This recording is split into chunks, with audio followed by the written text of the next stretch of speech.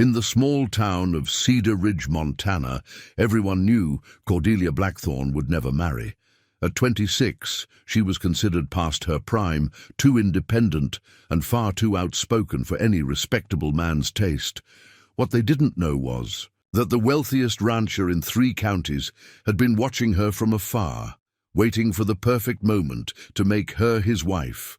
And when he finally chose her above all the beautiful, eligible women who threw themselves at his feet, the entire town would discover that sometimes the most unexpected choices lead to the most extraordinary love stories. The morning sun cast long shadows across Main Street as Cordelia swept the front steps of Blackthorne's general store, her movements sharp and purposeful. Her auburn hair, streaked with premature silver at 26, was pulled back in a practical bun that had long since given up any pretense of beauty. The plain brown dress she wore, mended countless times, hung loose on her tall, angular frame, a body that had never filled out the way a woman's should, according to the town's gossips. "Still no suitors calling, I see," came the saccharine voice of Magnolia Fairweather, the banker's daughter and undisputed belle of Cedar Ridge. She glided, past in a confection of pink silk and ruffles, her golden curls bouncing with each calculated step. Behind her trailed her usual entourage of admirers, young men from the finest families who competed for even a glance from her sapphire eyes. Cordelia didn't look up from her sweeping. She'd learned long ago that responding to Magnolia's barbs only provided more ammunition for the town's entertainment. "Good morning, Miss Fairweather," she said evenly, though her knuckles whitened on the broom handle. "Oh, you poor dear," Magnolia continued, her voice dripping with false sympathy. "Still tending shop like a common merchant. Surely at your age you must be getting desperate. Perhaps you should consider lowering your standards. I hear old Jeremiah Crowley is looking for a 3rd wife since his last one passed." The men behind her chuckled, and Cordelia felt the familiar burn of humiliation in her chest. Jeremiah Crowley was 73, half-blind, and notorious for working his wives to death on his struggling farm. The suggestion wasn't just cruel, it was meant to remind everyone within earshot of Cordelia's diminished prospects. "I think I'll manage just fine, thank you," Cordelia replied, finally meeting Magnolia's gaze with steady grey eyes that had seen too much disappointment to be easily wounded anymore. Magnolia's perfect smile faltered slightly at Cordelia's composure. She'd been expecting tears, or anger, or at least the satisfaction of watching the spinster woman crumble under the weight of public ridicule. Instead, she found herself staring into eyes that held a quiet dignity she couldn't quite understand or dismiss. "Well," Magnolia huffed, adjusting her parasol with more force than necessary, "we'll see how long that pride lasts. Come along, gentlemen. I promised Mother I'd help plan the church social, and we simply cannot have unsuitable people attending."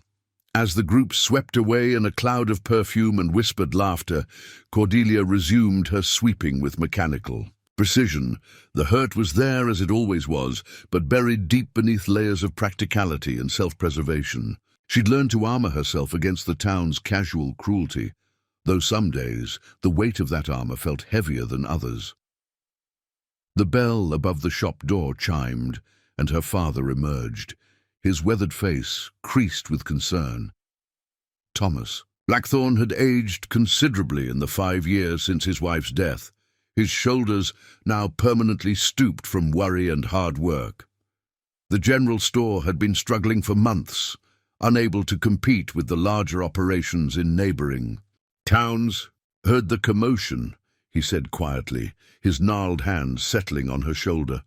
"Don't let them poison your heart, daughter. Your worth isn't measured by their small minds." Cordelia leaned into his touch briefly, drawing strength from the only person in Cedar Ridge who'd ever seen value in her. "I know, Papa. It's just, sometimes I wonder if they're right, if I've been foolish to think I could choose my own path." "Now you listen to me," Thomas said firmly, tilting her chin up with gentle fingers. "Your mother God rest her soul, was 28 when I married her. The whole town said she was too old, too set in her ways. They said I was making a mistake. His eyes grew distant with memory. Best 23 years of my life those were. Don't you let anyone tell you that a woman's value expires like milk in the sun. Before Cordelia could respond, the thunder of approaching hooves drew their attention. A magnificent black stallion rounded the corner at a controlled gallop, its rider sitting the saddle with the easy confidence of a man born to wealth and power. Even from a distance, there was no mistaking the figure of Nathaniel Steele, owner of the largest ranch in Montana Territory and the most eligible bachelor within 500 miles. The entire street seemed to pause as he rode past. Women peered from behind curtains, men straightened their shoulders, and children stopped their games to stare. Nathaniel Steele was the kind of man who commanded attention without effort. Tall, broad-shouldered, with steel-grey eyes and dark hair that refused to be tamed by pomade. At 34, he'd built an empire from nothing, turning a modest inheritance into holdings that stretched beyond the horizon. What struck Cordelia most, however, wasn't his obvious wealth or commanding presence. It was the way he seemed utterly unaware of the effect he had on others, riding with the same focused intensity, whether he was alone on the range or passing through town under the scrutiny of dozens of eyes. As if sensing her gaze, Nathaniel's head turned slightly in their direction. For just a moment, their eyes met across the dusty street. Cordelia felt something strange flutter in her chest. Not the desperate hope she'd seen in other women's faces when they looked at him, but a recognition of something familiar. Perhaps it was the careful way he held himself, as if he too carried invisible armor against the world's expectations. The moment passed as quickly as it had come. Nathaniel touched the brim of his hat in a polite acknowledgement before continuing toward the bank, where Magnolia and her court had strategically positioned themselves on the front steps.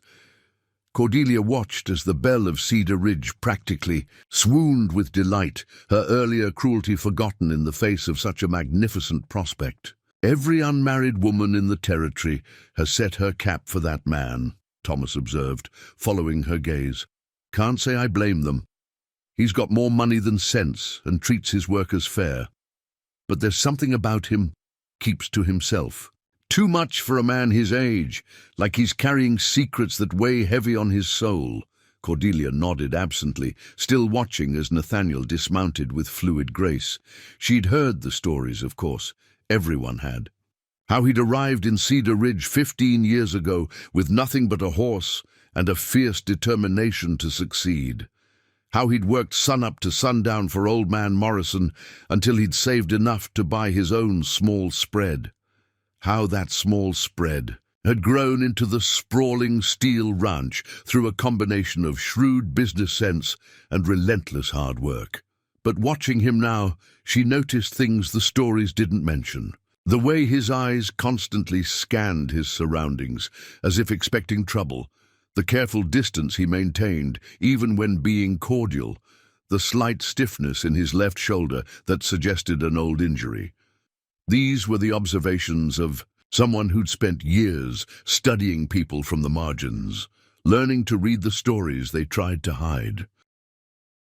"Miss Steele! Mr. Steele!" Magnolia's voice carried clearly across the street, pitched to its most melodious register.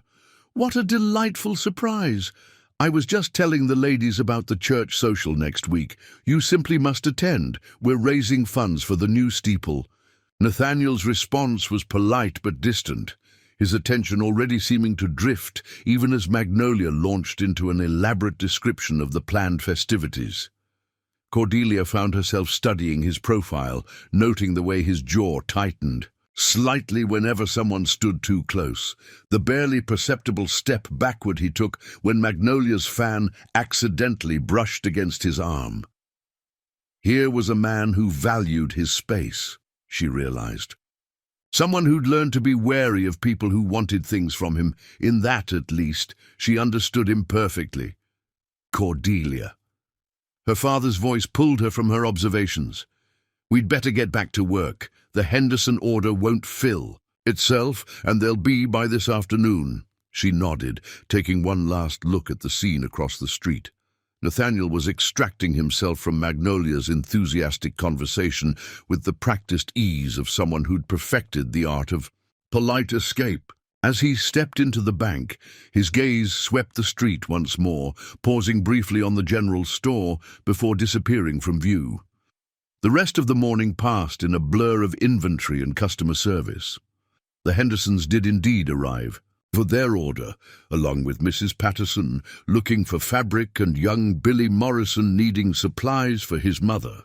Each interaction followed the same pattern: friendly enough conversation that carefully avoided mentioning Cordelia's unmarried status, though she could feel the weight of their pitying glances when they thought she wasn't looking. It was just past noon when the bell chimed again, and Cordelia looked up from the ledger she was updating to see a figure that made her heart skip inexplicably. Nathaniel Steele stood in the doorway of their modest shop, his broad shoulders filling the frame as his eyes adjusted to the dimmer interior light. "Mr. Steele," Thomas said, emerging from the back room with surprise evident in his voice. "What brings you to our humble establishment? If you need supplies, most of the larger ranchers order from the depot in—" "I'm looking for someone who knows books," Nathaniel interrupted quietly, his deep voice carrying easily through the small space. "Someone who could help me organize a library. I understand your daughter has considerable education." The words fell into the shop like stones into still water, creating ripples of shock that seemed to expand indefinitely.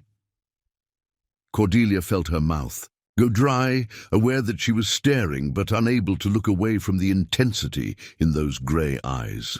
"A library," she managed to say, her voice sounding strange to her own ears. "I've been collecting books for years," Nathaniel explained, taking a step closer to the counter where she stood. "First editions, classics, contemporary works. They're currently stored in crates in my study, but I'd like them properly catalogued and arranged. It would be substantial work requiring someone with real knowledge of literature and organization." Thomas cleared his throat delicately. "That's very generous of you to consider Cordelia, but I'm afraid she's needed here at the store. Business has been—" He trailed off, unwilling to admit their financial struggles to the wealthiest man in the territory. "I'd pay well," Nathaniel said simply. $20 a week plus meals while you're working. It might take 2 or 3 months to complete. Properly, the amount was staggering, more than many men made in a month of hard labor. Cordelia felt her father's sharp intake of breath beside her, knowing he was calculating just how much such an arrangement could help their failing business. Why me? The question escaped before she could stop it, though she immediately wished she could take it back. It sounded desperate, needy, exactly the kind of thing that would confirm every cruel thing Magnolia had ever said about her. But Nathaniel's expression didn't change, his grey eyes meeting hers with something that might have been understanding. "Because Mrs. Patterson mentioned that you'd read every book in your personal collection twice, and that you'd helped her daughter with her studies when the schoolteacher was ill. Because when I asked around about who in town had real education, beyond basic schooling, your name was the only one that came up consistently." He paused, and something shifted in his expression, a vulnerability so brief she might have imagined it. "And because I need someone who won't spend the entire time trying to impress me or angling for something more than honest work." The implication hung in the air between them. He'd chosen her, not despite her reputation as the unmarriageable spinster, but because of it. Because he knew she wouldn't see his offer as an opportunity to entrap him into marriage, wouldn't spend their working hours batting her eyelashes and dropping handkerchiefs. It should have stung, this confirmation that he saw her as completely unthreatening to his bachelorhood.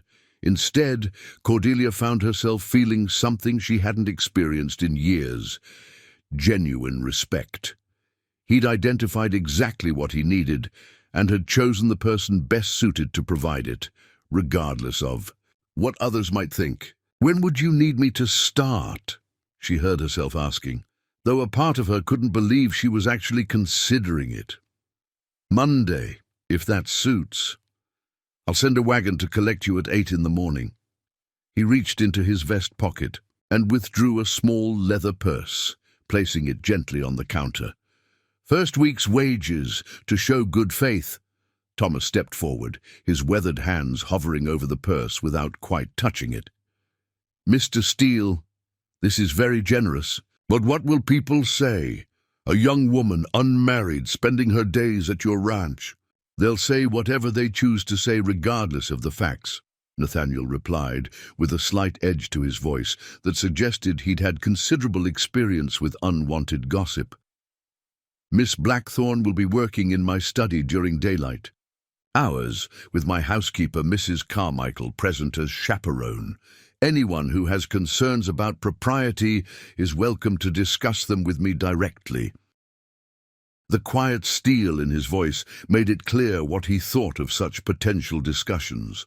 Cordelia found herself fighting back an inappropriate smile, imagining the reaction of Cedar Ridge's gossips to such a direct challenge from the territories. "Most powerful man, I accept," she said, the words coming out stronger and more certain than she'd expected. "Thank you for the opportunity, Mr. Steele." He nodded once, a gesture that somehow conveyed both satisfaction and something deeper. Perhaps relief. "Until Monday, then, Miss Blackthorne." He touched the brim of his hat politely. "Mr. Blackthorne." As quickly as he'd appeared, he was gone, leaving father and daughter staring at each other across the leather purse that represented more hope than they'd dared to feel in months. "Well," Thomas said finally, his voice slightly breathless. "That was unexpected." Cordelia picked up the purse with trembling fingers, feeling the weight of the coins inside. "Papa, what have I just agreed to?" Before he could answer, the shop door burst open with such force that the bell nearly flew off its chain. Magnolia Fairweather swept in like an avenging angel, her perfect composure completely shattered and her blue eyes blazing with indignation. "Is it true?" she demanded without preamble, her voice shaking with emotion. "Did Nathaniel Steele just offer you employment?" Word traveled fast in a small town, and Cordelia realized that half of Cedar Ridge had probably witnessed Nathaniel's visit. To their humble shop, she straightened her shoulders, meeting Magnolia's furious gaze with newfound calm. "Mr. Steele has hired me to organize his library," she said simply. "His library?" Magnolia's voice rose to a near shriek.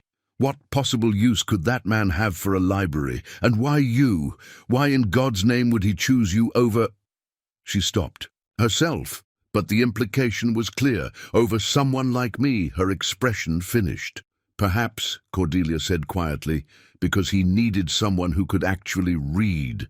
The barb hit its mark. Magnolia's face flushed scarlet, her carefully constructed facade of sweetness cracking to reveal the ugly jealousy beneath. "You think you're so clever, don't you? So superior with your books and your airs? Well, let me tell you something, Cordelia. Blackthorne, men like Nathaniel Steele don't marry women like you. They use them and discard them when something better comes along." "That's enough," Thomas said firmly, stepping protectively beside his daughter. "You'll not speak to Cordelia that way in my store." But Magnolia was beyond reason, years of unchallenged beauty and privilege, making this perceived slight unbearable. "Mark my words," she hissed, pointing a perfectly manicured finger at Cordelia.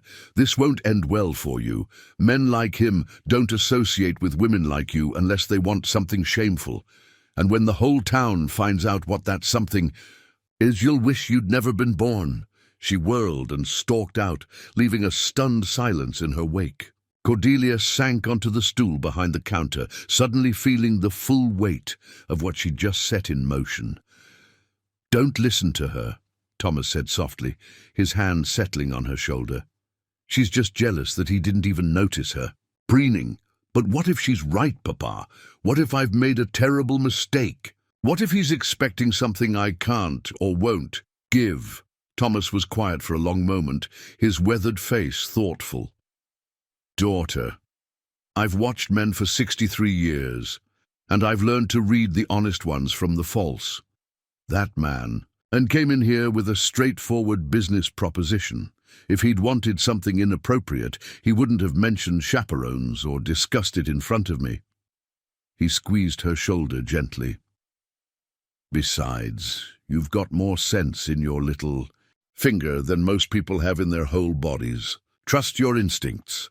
But as Cordelia sat there in the growing afternoon shadows, clutching the leather purse that represented her first real opportunity in years, she couldn't shake the feeling that Monday would bring more than just a new job. Something in Nathaniel Steele's grey eyes had suggested depths she couldn't fathom, mysteries that might prove more dangerous than any scandal Magnolia could invent. The sun was beginning to set, painting the shop in shades of gold and amber. When she finally spoke again, "Papa, what if this changes everything?" Thomas smiled, the first genuine smile she'd seen from him in months. Maybe it's time something did. As if summoned by his words, the sound of approaching hoofbeats filled the evening air. But this time it wasn't a single rider. It was a group of them, moving fast and with obvious purpose. Through the window, Cordelia could see torches flickering in the growing dusk, and her blood ran cold as she recognized the angry voices calling her name. Before we jump back in, tell us where you're from. If this story moves you, please subscribe. Tomorrow, I have a special story for you. The riders weren't coming for her after all. Through the gathering twilight, Cordelia watched as the torchlight procession turned toward the saloon, their angry voices now clearly directed at some disturbance there. Relief flooded through her, followed immediately by embarrassment at her assumption. Not everything in Cedar Ridge revolved around her newfound employment, despite how momentous it felt. "False alarm," Thomas said with visible relief, stepping back from the window. "Looks like trouble at Murphy's place again. That establishment draws problems like honey draws flies." But Cordelia remained at the window, her attention caught by a lone figure who had separated from the group and was now approaching their shop. Even in the dim light, she recognized the purposeful stride of Sheriff Coleman, his badge catching the last rays of sunlight. The bell chimed as he entered, removing his hat with the careful courtesy he showed all respectable citizens. At 55, Ben Coleman was one of the few people in Cedar Ridge who had always treated Cordelia with genuine respect, perhaps because his own late wife had been considered an odd choice when he'd married her 20 years ago. "Evening, Tom, Miss Cordelia," he said, his weathered face serious. "I heard about your new employment arrangement. Wanted to have a word if you don't mind." Cordelia's stomach clenched. "Is there a problem, Sheriff?" "Not exactly a problem," Coleman replied carefully, his hat turning slowly in his hands. "More of a concern. You see, there's been talk today, started almost the minute Steele left your shop. Some folks are saying things, uncharitable things about a young woman working alone with a bachelor. Mrs. Carmichael will be present," Cordelia said quickly. "Mr. Steele was very clear about that." "I'm sure he was. Nathaniel Steele's always been proper in his dealings." Coleman paused, seeming to weigh his words. "But Miss Cordelia, there's something you should know about why he's really hiring you. Something the whole town's been whispering about for months." The shop fell silent, except for the ticking of the old clock on the wall. Cordelia felt her father move closer, his protective instincts clearly awakened. "What kind of something?" Thomas asked, his voice carefully neutral. Coleman glanced between them, clearly uncomfortable with his role as bearer of unwelcome news. "There's been a woman, someone from his past. She's been writing letters, making inquiries about him through various channels.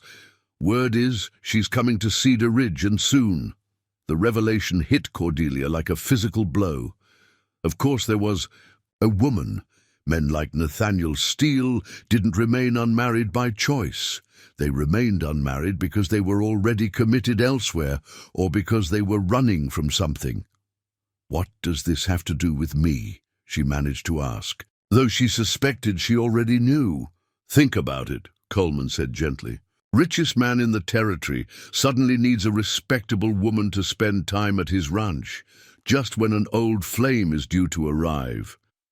Creates the perfect impression that he's otherwise occupied, doesn't it?"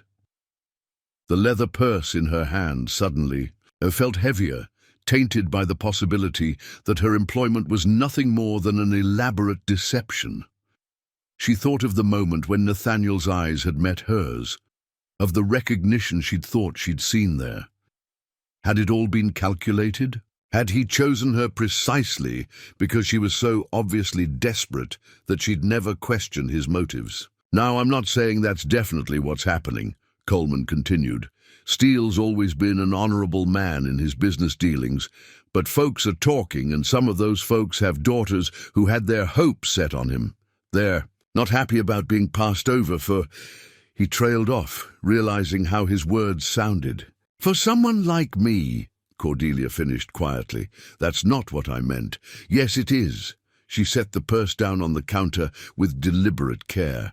"It's exactly what you meant, and exactly what everyone's thinking.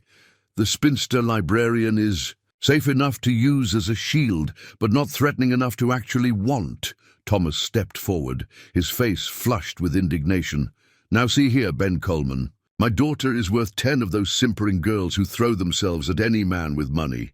If Nathaniel Steele can't see that, it's his loss, not hers." "I never said otherwise, Tom. I'm just trying to prepare her for what she might be walking into." Coleman replaced his hat with a sigh. "Miss Cordelia, I've known you since you were knee-high to a grasshopper. You've got more backbone than most men in this town, and more brains than all of them put together. Whatever Steele's reasons, you can handle whatever comes. Just keep your eyes open, that's all I'm asking." After he left, father and daughter stood in the gathering darkness, each lost in their own thoughts. The excitement and hope of the afternoon had curdled into something more complicated, tainted by the possibility of being used as a pawn in someone else's game. "What are you going to do?" Thomas asked finally. Cordelia picked up the purse again, feeling the weight of the coins and the weight of her decision. "I'm going to do exactly what I agreed to do. Organize his library, earn my wages, and ignore whatever games adults want to play around me. And if the sheriff's right, if this mystery woman appears and causes trouble, then I'll deal with that. When it happens."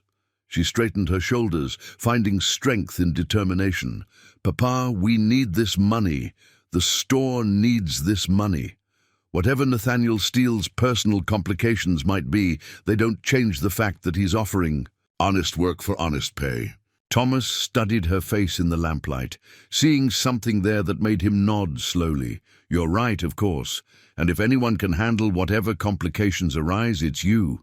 But as they closed up the shop and prepared for supper, Cordelia couldn't shake the feeling that she was about to step into something far more complicated than cataloguing books. The mystery woman, the town's suspicions, Nathaniel's careful distance, all of it pointed to secrets that ran deeper than a simple employment arrangement. That night, she lay awake staring at the ceiling of her small bedroom, trying to imagine what Monday would bring. Would she find herself face to face with a woman from Nathaniel's past? Would the whole arrangement prove to be exactly what the gossip suggested, a calculated use of her unmarriageable status to deflect unwanted attention? But mixed with her apprehension was something else, something she hardly dared acknowledge. For the first time in years, she felt truly curious about another person. There had been something in Nathaniel's eyes, some depth of feeling carefully controlled, that made her want to understand him beyond the surface reputation. Perhaps that was the most dangerous part of all. Not that he might be using her, but that she might genuinely care whether he was. The weekend passed in a blur of preparation and nervous energy. Cordelia chose her most serviceable dress, a dark blue wool that was neither fashionable nor particularly flattering, but was clean and properly mended. She gathered her hair into the same practical bun she'd worn for years, ignoring the small voice that suggested she might try something softer, more becoming. This was employment, not courtship. The distinction was important to remember, especially with the entire town watching for any sign of impropriety. Sunday church service proved to be an ordeal of sideways glances and whispered conversations that stopped abruptly whenever she approached. Magnolia, resplendent in pink silk and righteous indignation, held court near the church steps, her voice pitched just loud enough to carry. "Of course I wish her well," she was saying to Mrs. Patterson and several other prominent ladies. "Though one does worry about a young woman placing herself in such a compromising position, particularly someone with so little experience of the world." "What exactly are you implying, Magnolia?" The question came from an unexpected source. Mrs. Elizabeth Morrison, the doctor's widow and one of the most respected women in Cedar Ridge. At 68, she had the privilege of age and wisdom, and wasn't afraid to use either. Magnolia's cheeks flushed prettily. "Why, nothing at all, Mrs. Morrison. I simply think it's peculiar that Mr. Steele would choose someone so unsuitable for such an intimate arrangement." "Intimate?" Mrs. Morrison's eyebrows rose. "Cataloguing books is intimate now. My dear girl, I think you've been reading too many of those romantic novels from back east." Several women tittered at this, and Magnolia's flush deepened. "I merely meant that a man of his position, his wealth, surely he could afford to hire someone more appropriate." "You mean someone prettier?" Mrs. Morrison said bluntly. "Someone who might flutter her eyelashes and distract him from his business." "Yes, I can see why that would appeal to certain people." The group fell silent at this direct challenge. Mrs. Morrison had a way of cutting through social pretense that left little room for argument. "Cordelia Blackthorne has more education than any 3 women in this town combined," the elderly woman continued. "If I needed someone to organize my late husband's medical texts, she'd be my first choice. The fact that she's not going to throw herself at her employer like a shameless hussy makes her more suitable, not less." Cordelia, who had been pretending to study the church bulletin while eavesdropping, felt a rush of gratitude toward the older woman. Mrs. Morrison had always been kind to her, but this public defense was more than she'd dared hope for. "Of course," Magnolia said stiffly, "we all want what's best for everyone involved." "Do we?" Mrs. Morrison's voice carried clearly across the church steps. "Because from where I stand, it looks like some people are more interested in causing trouble than seeing a hard-working young woman succeed."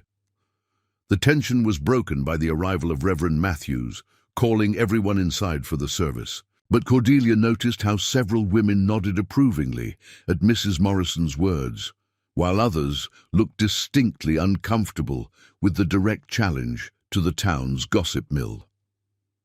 As she took her usual seat in the back of the church, Cordelia caught sight of a familiar figure in the front pew. Nathaniel Steele sat alone. As he always did, his attention focused entirely on the Reverend's words. If he was aware of the whispered conversations swirling around his employment decision, he gave no sign of it. During the closing hymn, their eyes met briefly across the crowded church. He nodded once, a simple acknowledgement that somehow conveyed both courtesy and reassurance. Whatever complications tomorrow might bring, his expression suggested, they would face them with dignity and professionalism. But as the congregation filed out into the bright Sunday afternoon, Cordelia noticed a stranger lingering near the church gate, a woman, elegantly dressed in traveling clothes, with dark hair and sharp, intelligent eyes that seemed to take in everything around her. She stood apart from the local residents, clearly not from Cedar Ridge, but her presence commanded attention nonetheless. When the woman's gaze found Nathaniel emerging from the church, something passed between them, a look of recognition that confirmed Cordelia's worst fears. The mystery woman from his past had arrived, and she was beautiful, sophisticated, and everything that Cordelia would never be. As if sensing Cordelia's scrutiny, the woman turned and smiled, an expression that was polite on the surface but carried undercurrents of assessment and perhaps challenge. It was the smile of someone who knew exactly why she was there and exactly what she intended to accomplish. Nathaniel's face had gone carefully blank, the mask of control she'd noticed before settling firmly into place. He approached the woman with measured steps, their conversation too quiet to overhear, but intense enough to make several churchgoers pause and stare. Cordelia gathered her skirts and hurried toward the general store, suddenly desperate to avoid witnessing whatever reunion was unfolding behind her. But as she reached the corner of Main Street, she heard her name called in a voice she didn't recognize. Miss Blackthorne? Miss Cordelia Blackthorne? She turned to find the elegant stranger approaching, her smile now warmer, but no less calculating. Up close, she was even more striking, perhaps 30 years old, with the kind of sophisticated beauty that came from expensive clothing and professional care. "I'm Victoria Ashford," the woman said, extending a gloved hand. "I believe you're going to be working for an old friend of mine.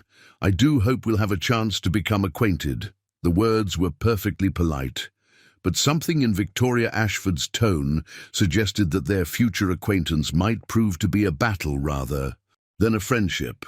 As Cordelia shook the offered hand, she realized that her quiet employment arrangement had just become infinitely more complicated. Tomorrow's work at the Steel Ranch would bring her face to face with whatever history existed between Nathaniel and this mysterious woman, and somehow she suspected that organizing books would prove to be the least challenging part of her new position.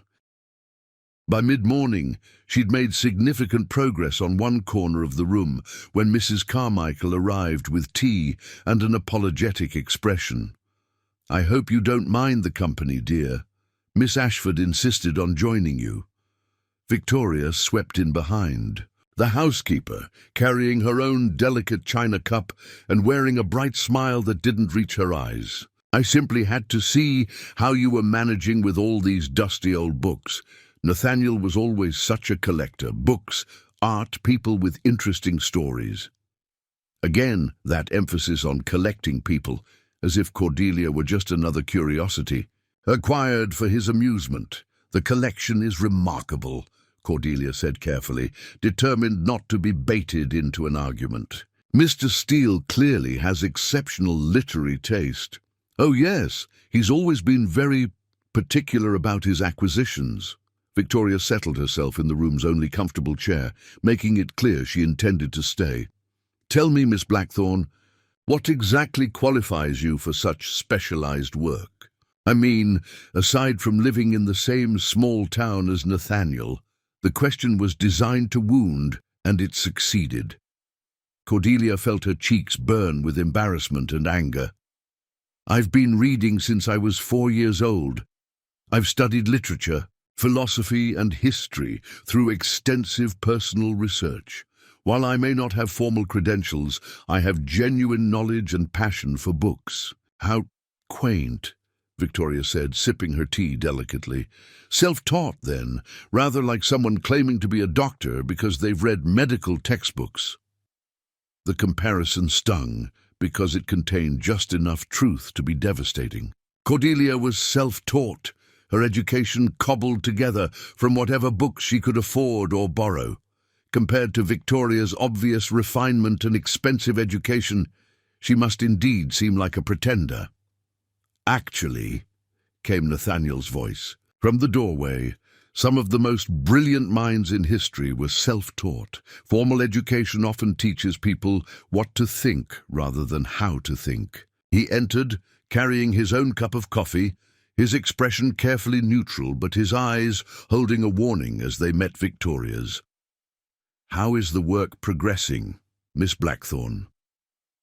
"Very well," Cordelia managed, grateful for his intervention even, as she wondered if it was motivated by kindness or merely a desire to keep his houseguest from creating unnecessary drama. "I've begun with the philosophy section. You have some remarkable first editions." "Nathaniel always did love his books more than people," Victoria said with a laugh that sounded forced.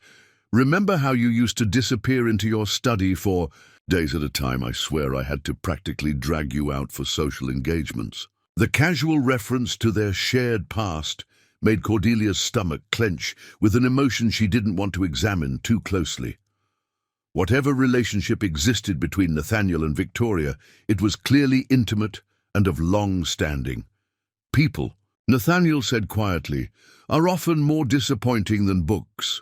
The comment hung in the air with uncomfortable weight. Victoria's bright smile faltered slightly, and Cordelia sensed undercurrents of old arguments and unresolved conflicts. "How terribly cynical of you," Victoria said, recovering her composure, "though I suppose living in isolation for so long would make anyone antisocial. Thank goodness you have visitors now to remind you what you've been missing." She rose gracefully, smoothing her skirts. "I should let you return to your work, Miss Blackthorne. Though I do hope we'll have more opportunities to chat. I'm so curious about your perspective on things."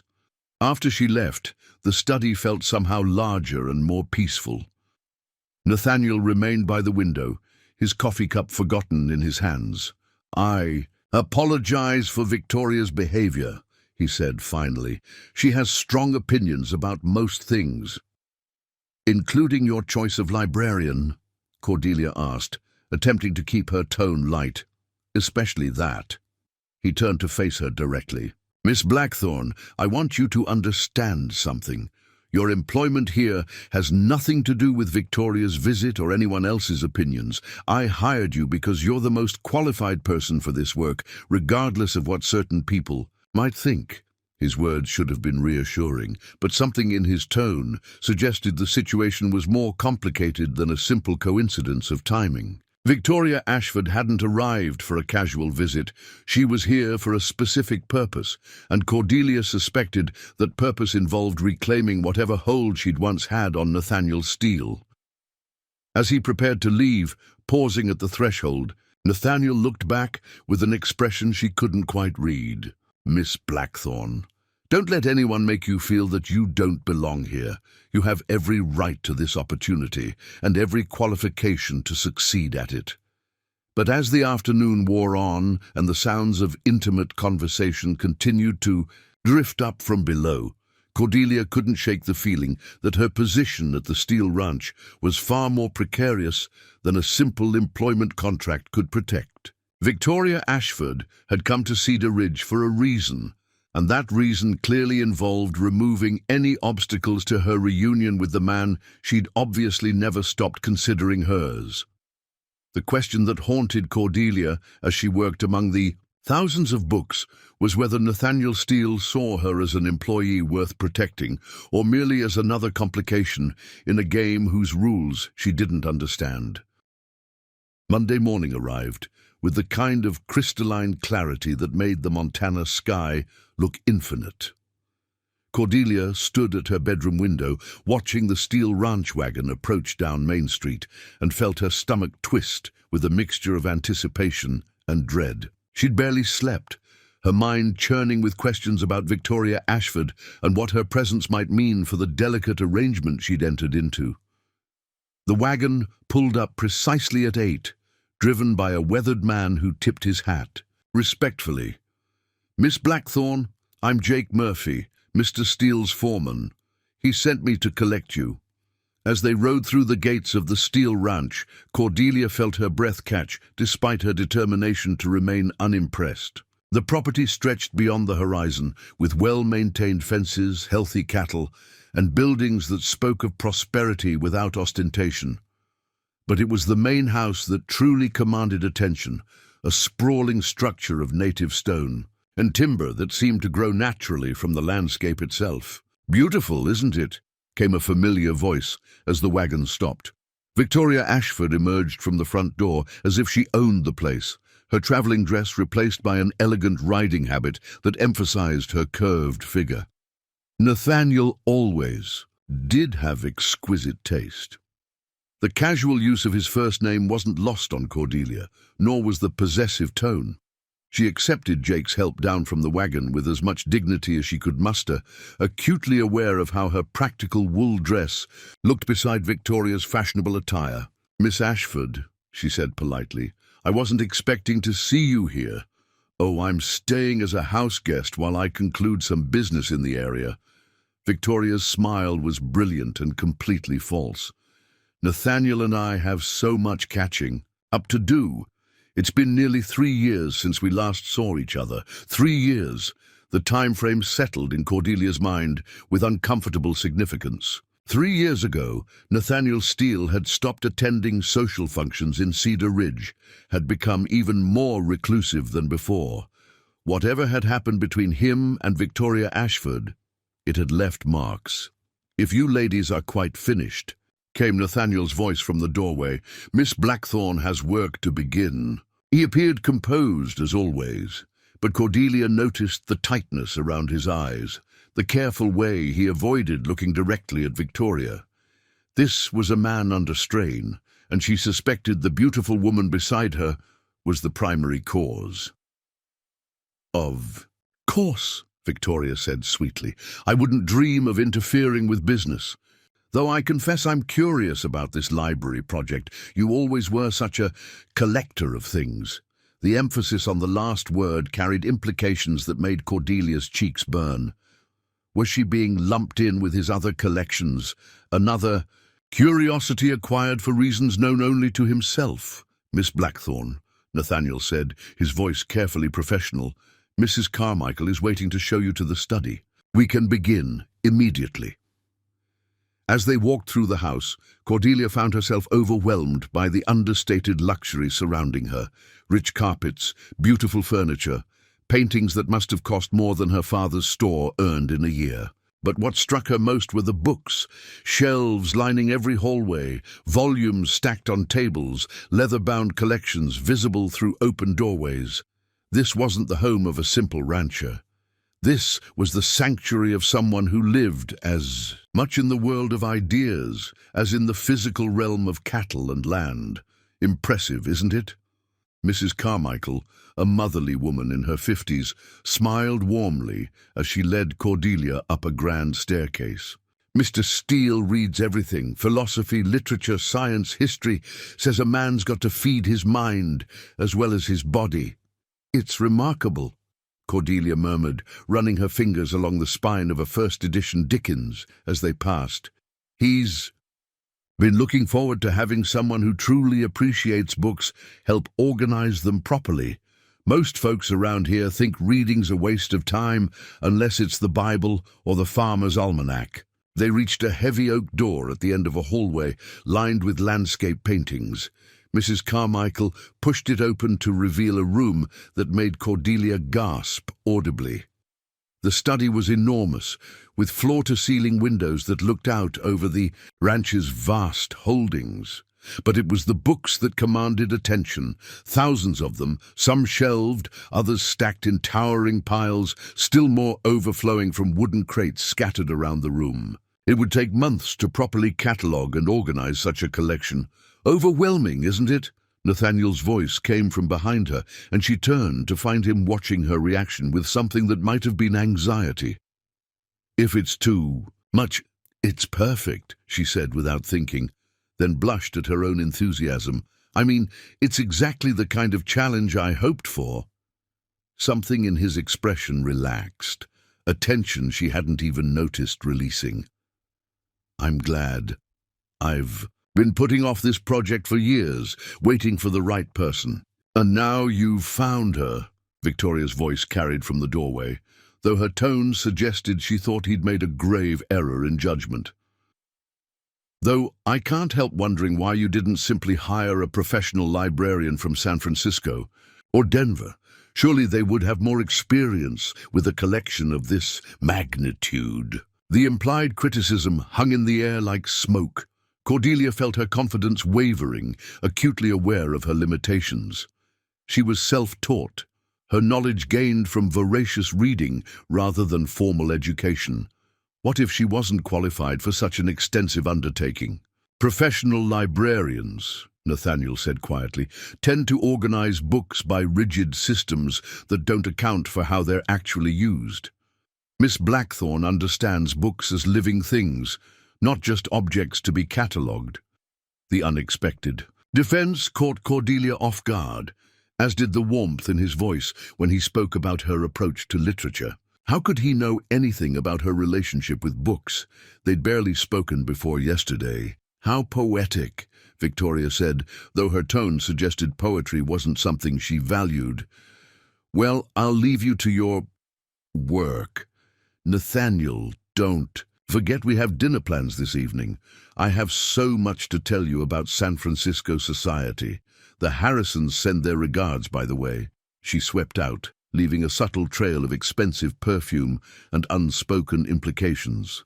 Cordelia found herself wondering who the Harrisons were and what significance they held in the complicated history between Nathaniel and his beautiful houseguest. Ignore her, Nathaniel said bluntly, once Victoria's footsteps had faded. She has a talent for making people feel inadequate. It's not personal, but it felt personal to Cordelia, who had spent her entire life being compared unfavorably to women like Victoria Ashford. She's very beautiful, she said, immediately regretting the words. They sounded pathetic, needy. Beauty, Nathaniel replied, moving to one of the windows and staring out at his land, is often the least interesting thing about a person. The comment seemed directed more at himself than at her, carrying the weight of hard-won experience. Cordelia found herself curious about what lessons Victoria Ashford had taught him about the relationship between beauty and worth. Mrs. Carmichael will bring tea at 10 and lunch at noon, he continued, returning to business mode. If you need anything, ring the bell by the desk. I'll check on your progress this afternoon. After he left, Cordelia stood alone in the magnificent study, surrounded by more books than she'd ever seen in one place. The magnitude of the task should have been daunting, but instead she felt a deep sense of coming home. Here finally was work that matched her capabilities and passions. She began with the crates, carefully unpacking volumes and making initial assessments. Philosophy, literature, science, poetry, the collection revealed a mind of extraordinary breadth and depth.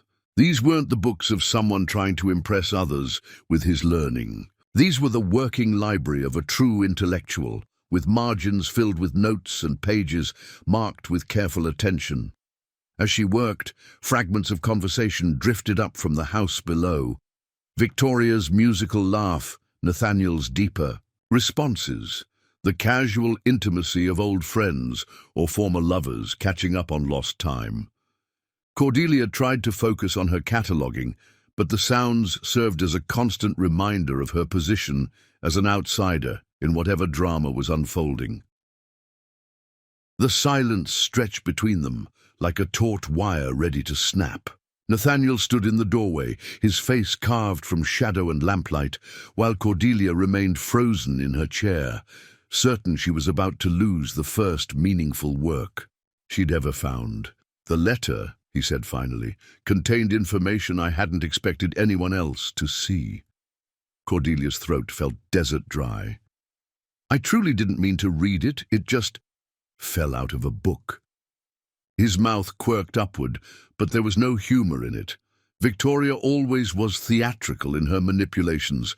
I suspect she placed it there deliberately, hoping you'd find it and react exactly as you did. The realization hit her like cold water. She wanted me to find it. But why?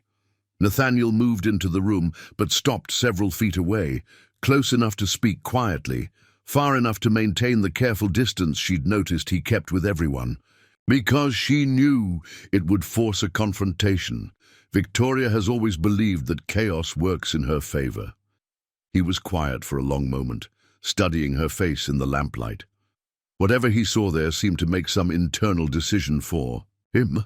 Miss Blackthorne, what I'm about to tell you must remain between us, not because I'm asking you to keep my secrets, but because Victoria's threats weren't empty. She has information that could damage more people than just myself. Cordelia nodded, not trusting her voice.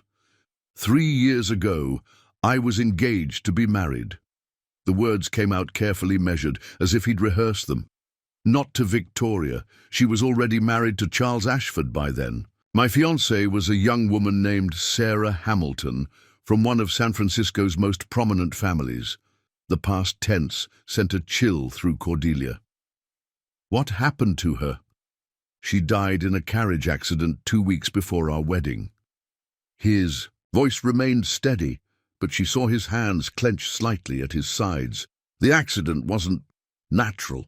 Someone had tampered with the carriage wheels. Sarah's family hired investigators who discovered that Charles Ashford had massive gambling debts to some very dangerous men who threatened his wife to ensure his compliance with their demands. The pieces of a horrible puzzle began forming in Cordelia's mind. Victoria knew. Victoria orchestrated it. The words fell like stones into still water. She'd grown tired of being married to a weak man with expensive habits, but California law wouldn't grant her a divorce that left her financially secure, unless she could prove adultery or abandonment. So she arranged for Sarah to die, knowing I would be too grief-stricken to pursue the investigators' findings. She planned to comfort me in my loss, eventually becoming the wealthy widow she'd always dreamed of being. Cordelia felt sick. But you discovered the truth.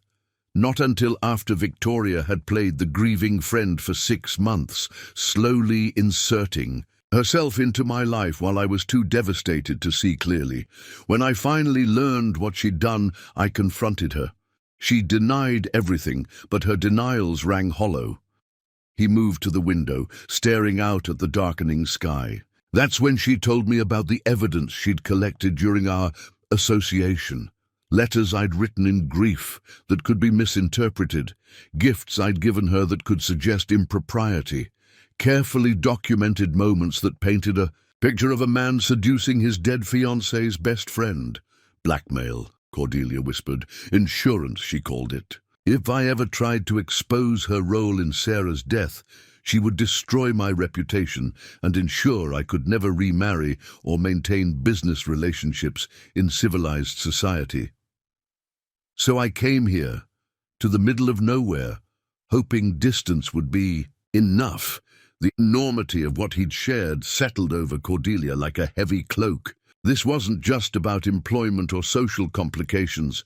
This was about justice and grief and the terrible price of loving someone who had died for another's greed. "Why are you telling me this?" she asked softly. He turned from the window, and in the lamplight she could see years of carefully controlled pain etched in the lines around his eyes. "Because Victoria was right about one thing. You do deserve to know what you've walked into by defending me today. This story took us a long time. If you like it, subscribe. Now back to the story. And because," he continued, "for the first time, in 3 years, someone stood up to her without knowing what it might cost them. That kind of courage is rare." Cordelia felt heat rise in her cheeks. "I wasn't being courageous. I was being angry. She's a terrible person who was trying to manipulate both of us. Yes, she is, and yes, she was. But you chose to act on that knowledge instead of protecting yourself. Do you understand how extraordinary that is?" The quiet intensity in his voice made her stomach flutter in ways she didn't want to examine. This was her employer, a man so far above her station that any personal feelings were not just inappropriate, but ridiculous. "What happens now?" she asked, desperate to return to safer ground. "Now?" Nathaniel's smile was grim. "Now Victoria returns to San Francisco and does whatever damage she thinks she can manage from a distance. She's already lost her strongest leverage, the element of surprise and my ignorance of her current situation." "Her divorce?" Will proceed without my involvement, which was always her real fear. She needed me to provide the appearance of respectable prospects to secure better terms in her settlement. Without that, she'll have to rely on whatever assets she can claim independently. Cordelia found the letter quite by accident. She was reorganizing a section of philosophy texts when a slim envelope slipped from between the pages of Nathaniel's annotated copy of Thoreau's Walden. The paper was expensive, cream-colored, with a distinctive watermark, and it bore Victoria's elegant handwriting, addressing "My dearest Nathaniel." For a moment she simply stared at it, her conscience warring with her curiosity. Reading someone else's private correspondence was unthinkable, a violation of trust that went against everything she'd been raised to believe. But the letter had been deliberately placed in a book she was certain to handle, almost as if someone wanted it to be found. Before she could lose her nerve, she unfolded the single sheet and read, "My dearest Nathaniel, by the time you read this, I will be on my way to Cedar Ridge. Charles has agreed to the divorce, but only if certain conditions are met regarding the settlement. You know what I need from you, what I've always needed. The business arrangement we discussed in San Francisco cannot wait any longer. I trust you remember what we agreed upon, and what the consequences will be if you fail to honor our understanding. Your devoted Victoria." The letter slipped from Cordelia's numb fingers. Business arrangement, divorce settlement, consequences. The words swirled in her mind as pieces of a puzzle she'd never wanted to solve clicked into place with horrible clarity. Victoria Ashford wasn't an old flame seeking reconciliation. She was a woman in the middle of a divorce who needed something from Nathaniel to secure her financial future. And judging by the veiled threat in her final sentence, she wasn't above using leverage to get what she wanted. Find something interesting? Cordelia spun around to find Victoria standing in the doorway, her expression no longer bothering with even the pretense of friendliness. The beautiful mask had slipped, revealing something harder and more calculating beneath. The letter fell out of a book. Cordelia stammered, her cheeks burning with embarrassment and guilt. "I didn't mean to read it, I just—" "Oh, but you did read it," Victoria said, gliding into the room and closing the door behind her with deliberate precision. "I can see it in your face. How terribly convenient." She moved to where the letter lay on the floor and picked it up, smoothing the creases with careful fingers. "You know, I was wondering how to handle the problem of your little infatuation with my husband." "Your husband?" The words felt like ice in Cordelia's throat. "Soon-to-be ex-husband, technically, but that's just paperwork, isn't it? The important thing is that Nathaniel and I have unfinished business, and I simply cannot have some lovesick spinster complicating matters." The casual cruelty of the words hit Cordelia like a physical blow. I don't have feelings for—" "Please." Victoria's laugh was sharp as broken glass. "I've seen how you look at him. Like he's some character from one of those romantic novels you probably read by candlelight. How pathetic." Cordelia felt something inside her shift, anger replacing embarrassment. She'd spent her entire life being dismissed and belittled, but something about Victoria's particular brand of sophisticated cruelty sparked a rebellion she'd never felt before. "At least I don't blackmail men into marriage," she said quietly. Victoria's eyes flashed dangerously. "Blackmail is such an ugly word. I prefer to think of it as leveraging mutual interests. Nathaniel owes me a considerable debt, both financial and personal.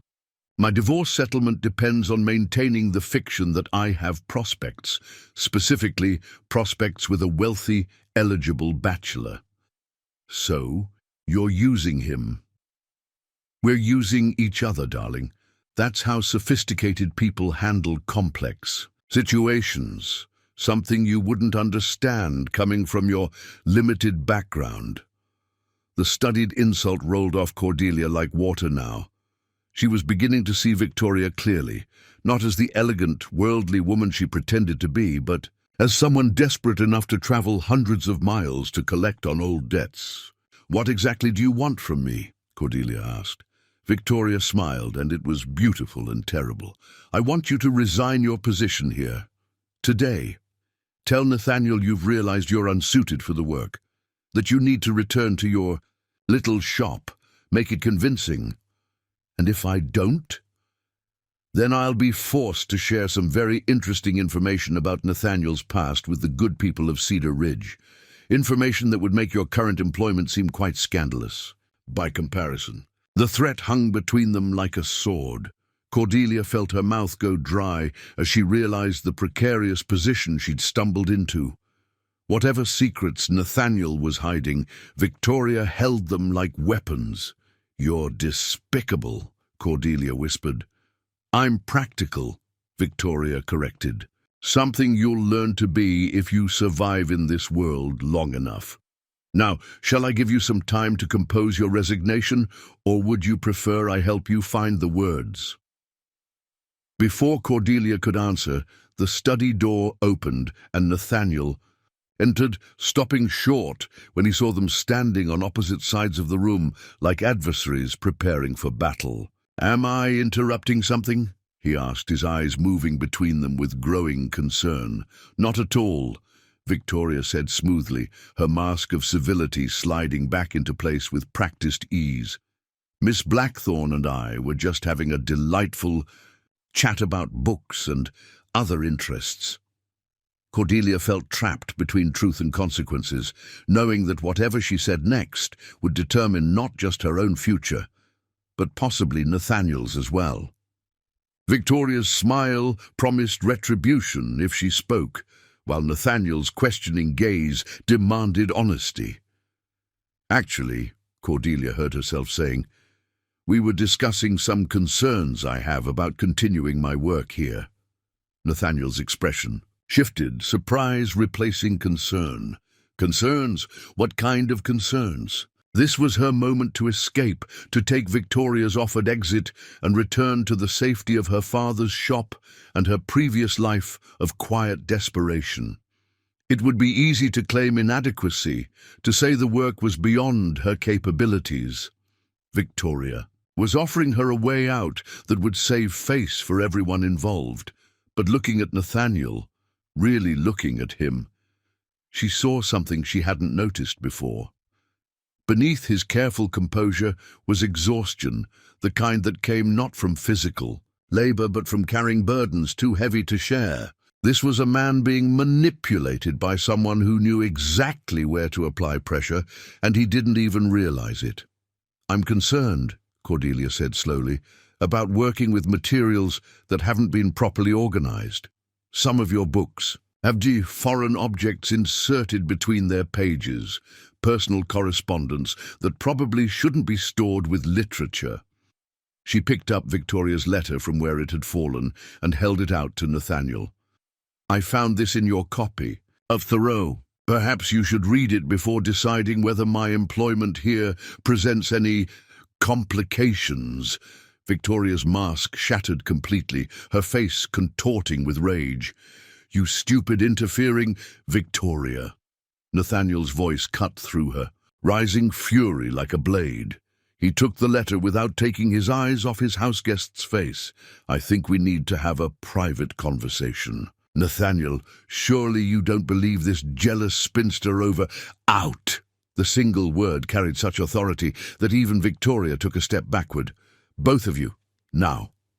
As they left the study, Victoria grabbed Cordelia's arm with fingers. "They're dug deep enough to bruise. You have no idea what you've just done," she hissed. "No idea what you've cost yourself." But for the first time in her life, Cordelia didn't care about the cost. She'd made a choice based on something other than fear or self-preservation, and whatever consequences followed, she would face them with her dignity intact. 20 minutes later, she heard raised voices from behind the study door, Victoria's shrill accusations and Nathaniel's cold responses. Then came the sound of footsteps on stairs, doors slamming, and finally the rattle of a carriage being prepared for departure. By sunset, Victoria Ashford was gone, leaving behind only the lingering scent of expensive perfume and the echo of threats that might still come to pass. Cordelia remained in the library where Mrs. Carmichael had taken her, pretending to read while her heart hammered against her ribs. She had no idea what Nathaniel had discovered in that letter, or what other secrets Victoria might reveal in retaliation for her dismissal. When he finally appeared in the doorway, his face was unreadable, but his eyes held something she'd never seen there before, a vulnerability that made him seem more human and more dangerous at the same time. "Miss Blackthorne," he said quietly, "I believe we need to discuss your continued employment here." The words she'd been dreading hung in the air between them, carrying the weight of consequences she was only beginning to understand. But as she met his gaze, Cordelia realized that whatever came next, she regretted nothing about the choice she'd made to stand against Victoria Ashford's elegant cruelty. Some battles, she was learning, were worth fighting regardless of whether you could win them. Cordelia absorbed this information slowly. So she's gone? Permanently? From here, yes. From being a threat. He shrugged. Victoria is nothing if not persistent, but she's also practical. Traveling to Montana is expensive and her resources are more limited than she pretends. Relief flooded through Cordelia, followed immediately by a different kind of anxiety. With Victoria gone, what excuse did Nathaniel have to keep her employed? The library project was real, but it was also the perfect cover for his charade of being unavailable. Without the need for that charade, "Your library work," he said, as if reading her thoughts, "continues as planned. Unless you've changed your mind about wanting the position." "No!" The word came out more forcefully than she'd intended. "I mean, I very much want to continue. The collection is remarkable, and I've barely begun to do it justice." Something in his expression relaxed. "Good, because I've enjoyed having someone in the house who appreciates books as much as I do. Mrs. Carmichael is wonderful, but she thinks my reading habits are evidence of antisocial tendencies." "Are they?" The question escaped before she could stop it. Too personal and too bold for an employee to ask her employer. But instead of taking offense, Nathaniel actually smiled, the first genuine smile she'd seen from him. "Probably, though I prefer to think of it as being selective about human company." "And what about now? Will you return to San Francisco eventually? Resume your previous life?" The smile faded. "There's nothing for me there anymore. Sarah is gone, and the business associates who matter have already transferred their dealings here. Montana suits me better than I expected, even though it's so isolated, especially because it's isolated." He studied her face carefully. "Oh, that makes sense to you, Miss Blackthorne. The appeal of a place where people don't know your history, where you can simply be whoever you choose to be in the present moment." It made perfect sense to her, more sense than he could possibly know. Cedar Ridge might be small, but it held 26 years of being the unmarriageable spinster, the woman everyone pitied but no one wanted. Here at the ranch, working among his books, she'd felt like a different person. Someone competent and valued and respected. "Yes," she said quietly. "It makes perfect sense." They stood in comfortable silence for a moment, the weight of shared understanding settling between them. Outside, night had fully fallen, and Cordelia realized she should have been home hours ago. "I should return to town," she said reluctantly. "Papa will be worried. Of course, I'll have Jake prepare the wagon." But he made no move to leave, and neither did she.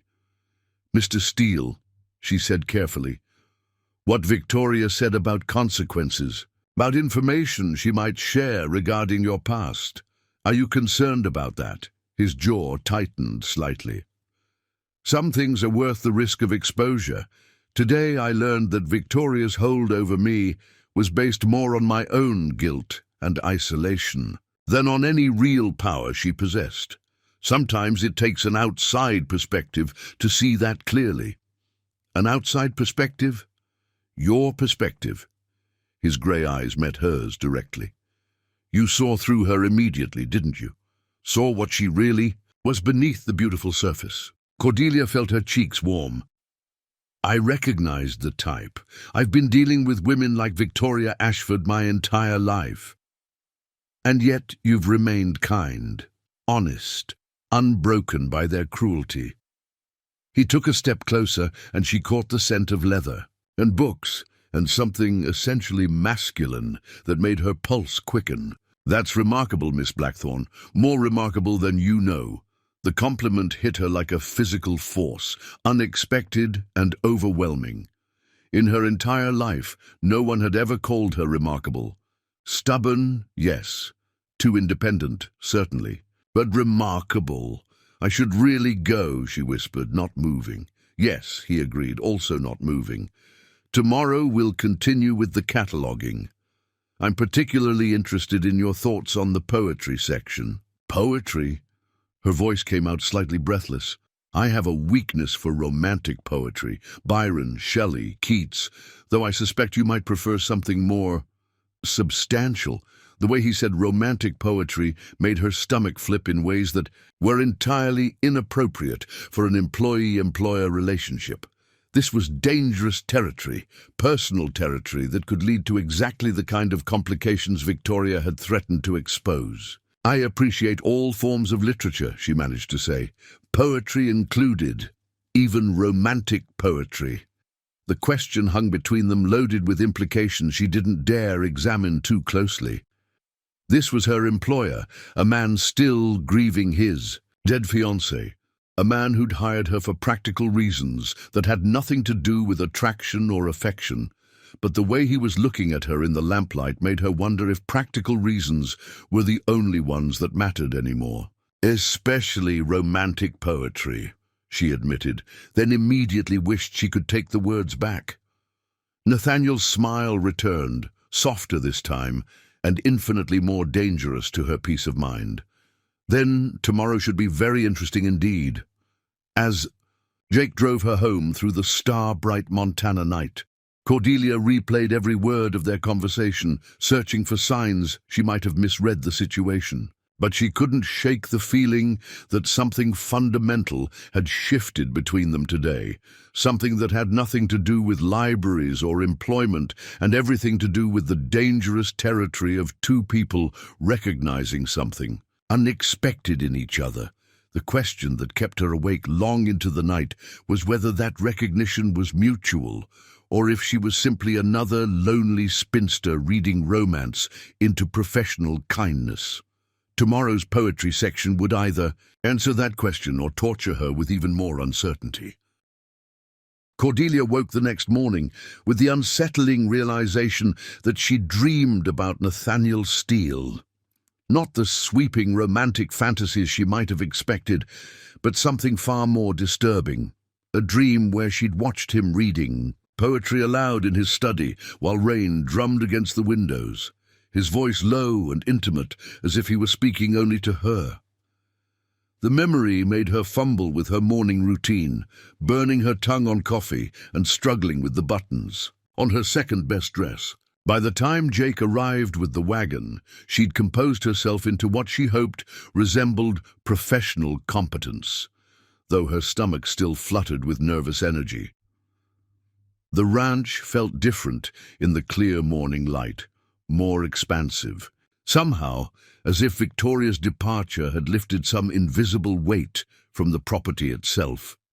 Mrs. Carmichael greeted her with unusual warmth, bustling about with breakfast preparations and humming under her breath. "He's in a better mood today," the housekeeper confided as she led Cordelia toward the study. "First time I've heard him whistling in 3 years. Whatever happened yesterday, it was good medicine." The comment only increased Cordelia's nervousness. She'd spent half the night convincing herself that she'd imagined the personal undertones in their conversation, that Nathaniel's kindness was simply relief at being free from Victoria's manipulations. But Mrs. Carmichael's observations suggested something had indeed changed. She found him in the study, standing before the poetry section with his hands clasped behind his back. He'd removed his jacket, working in shirt sleeves that emphasized the breadth of his shoulders, and his dark hair was slightly mussed, as if he'd been running his fingers through it. "Good morning, Miss Blackthorne," he said without turning around. "I've been thinking about our conversation regarding romantic poetry." Heat crept up her neck. In daylight, her admission seemed foolishly revealing.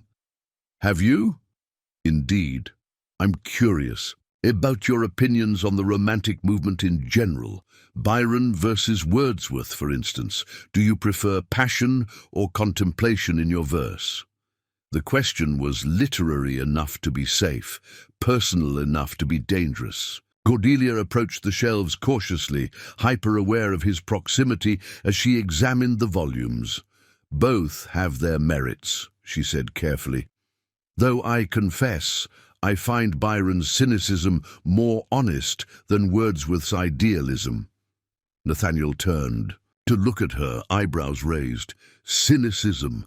That's an interesting interpretation of Byron's work, isn't it, though?" She pulled a volume from the shelf, opening it to a marked page. "She walks in beauty like the night. It's lovely, but it's about surfaces. Byron writes about loving the idea of women rather than loving actual women with all their complexities and flaws. And you prefer complexity to idealization." The question seemed to carry weight beyond literary criticism. Cordelia felt herself standing at the edge of something significant, though she wasn't sure what. "I prefer honesty," she said quietly, "even when it's uncomfortable." Something shifted in Nathaniel's expression, a recognition that made her pulse quicken. "Show me what you mean." She flipped through the pages until she found what she was looking for. remember thee, till Lethe quench life's burning stream, remorse and shame shall cling to thee and haunt thee like a feverish dream." She looked up to find his grey eyes fixed intently on her. That's Byron being honest about the cost of betrayal, about how some wounds never heal properly. The silence that followed felt charged with unspoken understanding.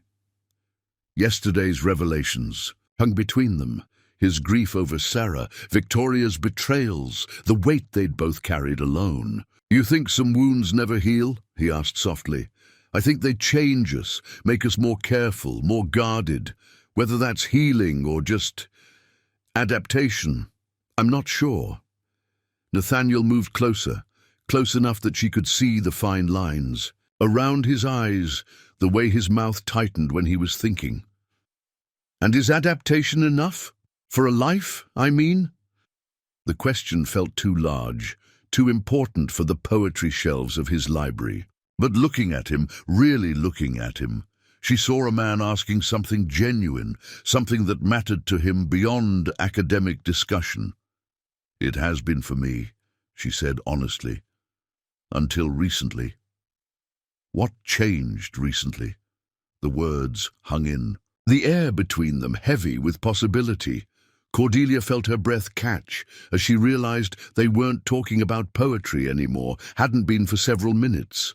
They were talking about loneliness and second chances and the terrifying prospect of caring about someone again. "I started working here," she whispered. Nathaniel's hand moved as if he might reach for her, then stopped, clenching into a fist at his side. The aborted gesture spoke volumes about his own internal struggle. "Miss Blackthorne, Cordelia, I need you to understand something." His voice was rough with emotion he wasn't quite managing to contain. "What I told you yesterday about Sarah, about Victoria, I didn't share those things lightly. And the way I've been thinking about you, the way I've been looking forward to your presence here each day, that's not something I planned or expected." Her heart hammered against her ribs. "What are you saying?" "I'm saying that for 3 years I convinced myself I was done with caring about anyone. That isolation was safer than risk, that books were sufficient company for whatever years I had left. He took a breath that seemed to cost him. And then you walked into my study and started talking about literature like it mattered, looking at my books like they were treasures instead of just objects, and I realized how lonely I'd been without even knowing it. The confession hung between them like a bridge neither was sure they should cross. Cordelia felt tears prick her eyes, not from sadness, but from the overwhelming surprise of being seen, truly seen, by someone she'd come to care about more than was wise.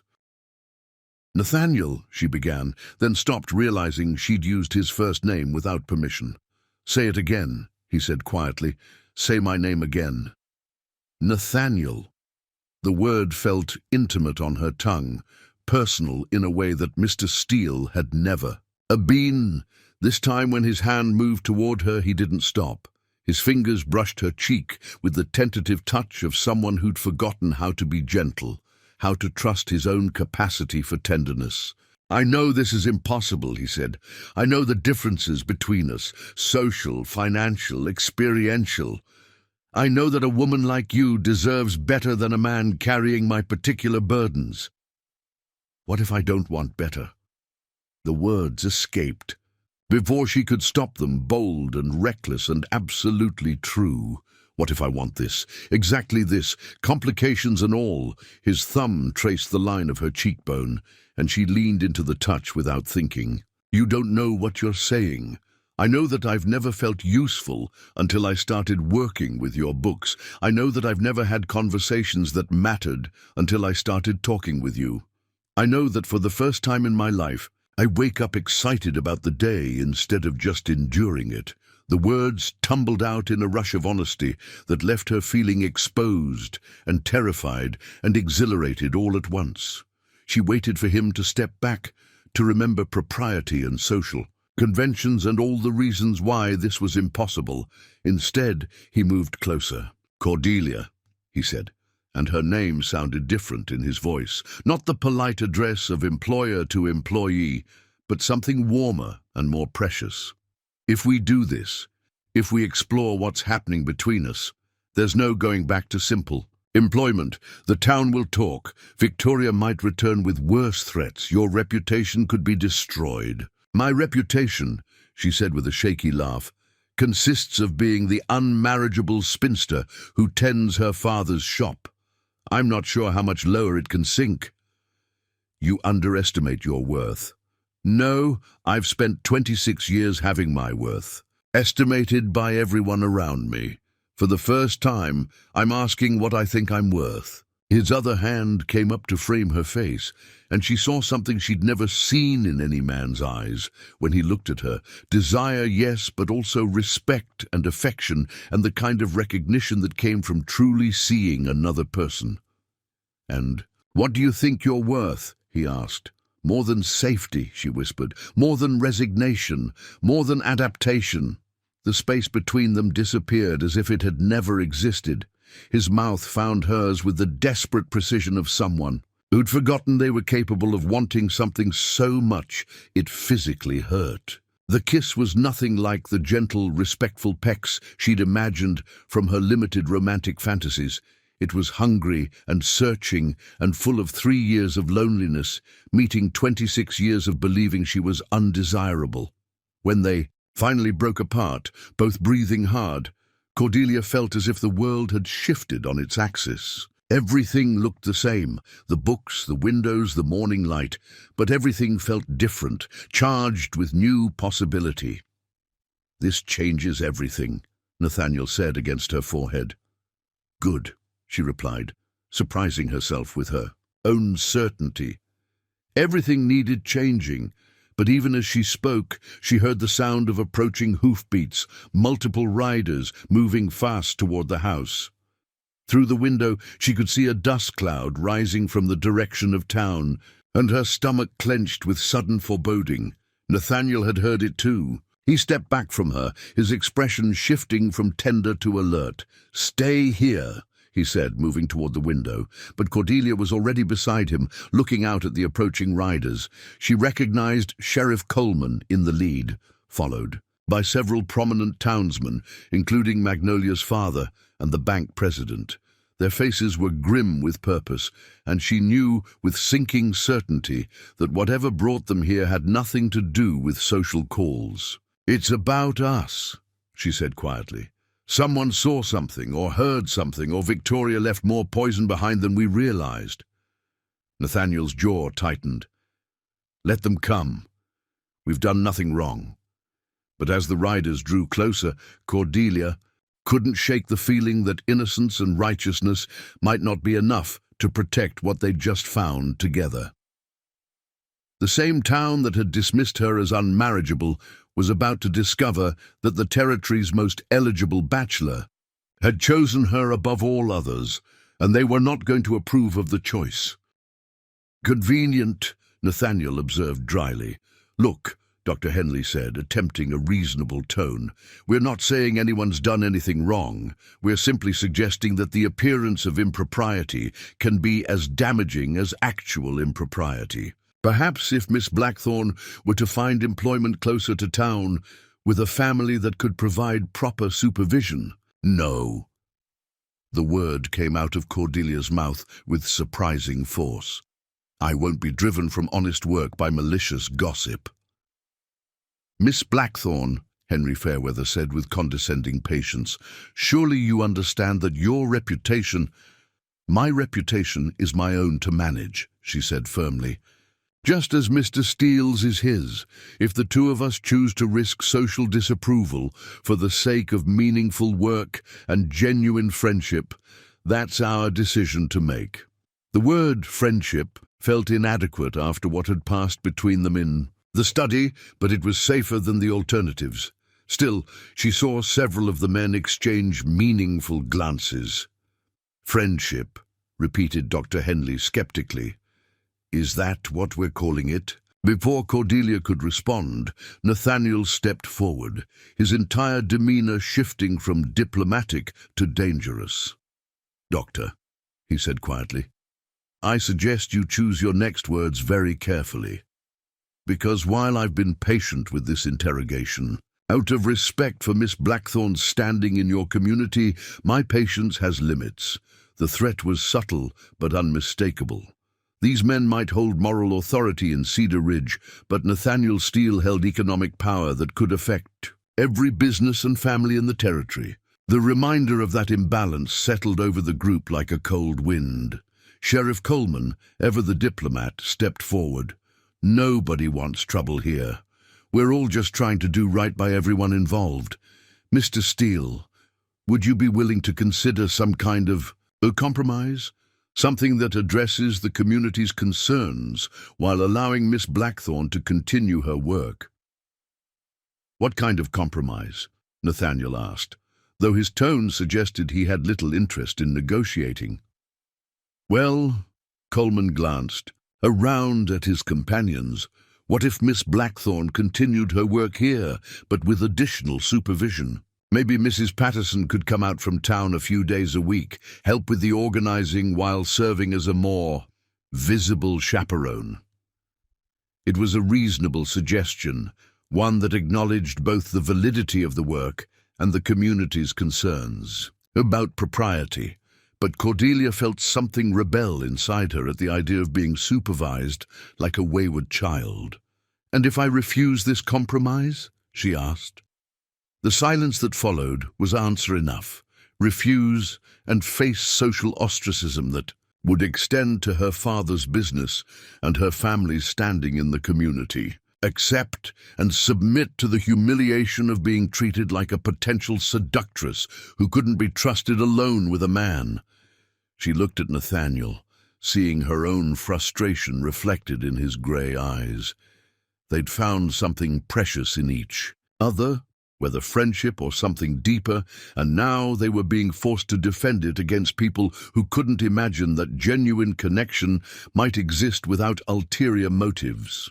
"Gentlemen," Nathaniel said finally, "I believe Miss Blackthorne and I need to discuss this privately. We'll give you our answer tomorrow." It was a dismissal, polite but firm. The men began remounting their horses, though Henry Fairweather looked as if he wanted to argue further. "Tomorrow, then," Sheriff Coleman agreed. "And Mr. Steele, I hope you'll consider what's best for everyone involved, including Miss Blackthorne." As they rode away, leaving a cloud of dust and unspoken threats, Cordelia felt the weight of the decision settling on her shoulders. Accept supervision and keep the work she loved, or refuse and lose not just employment, but any chance of building something meaningful with Nathaniel.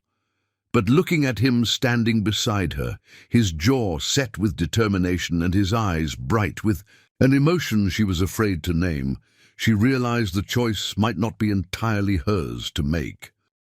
The confrontation didn't unfold as Cordelia had expected.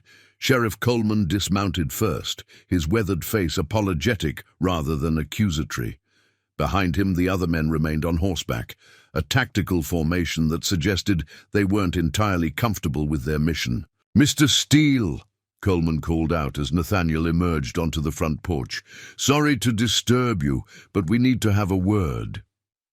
Cordelia hung back in the doorway, close enough to hear but trying to remain inconspicuous.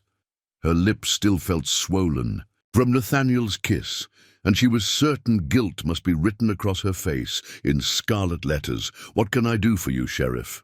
Nathaniel's voice carried the easy authority of a man accustomed to respect, but Cordelia noticed the tension in his shoulders. "Well, that's just it." Coleman removed his hat, turning it nervously in his hands. "We've had some concerns raised about your current household arrangements, specifically regarding Miss Blackthorne's employment here." "What kind of concerns?" Henry Fairweather, Magnolia's father and president of the Cattlemen's Association, urged his horse forward. His face was flushed with righteous indignation that reminded Cordelia painfully of his daughter. "The kind that affect the moral standing of our entire community," he declared.